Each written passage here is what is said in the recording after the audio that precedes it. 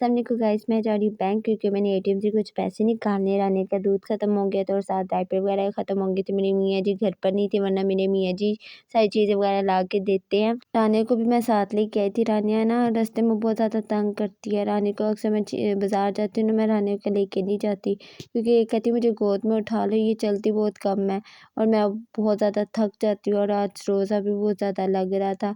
रानिया ने भी बहुत ज़्यादा तंग किया था। मैंने बैंक से एटीएम से पैसे वगैरह निकलवाए, फिर हम बाज़ार आ गए थे, चिकन वगैरह लेना था, चिकन वगैरह लिया। यहाँ पर थोड़ा सा आधा घंटा वेट किया क्योंकि यहाँ पर बहुत ज़्यादा रश था क्योंकि दोपहर का टाइम था, आज संडे भी था, इस वजह से बहुत ज़्यादा रश था। फिर उसके बाद हमने ये परचून वाली दुकान से कुछ सामान वगैरह लिया, उसके बाद दही वगैरह लिए, दही भी रायते के लिए दही लेनी थी और सालन में डालने के लिए भी दही लेनी थी, दही वगैरह ली।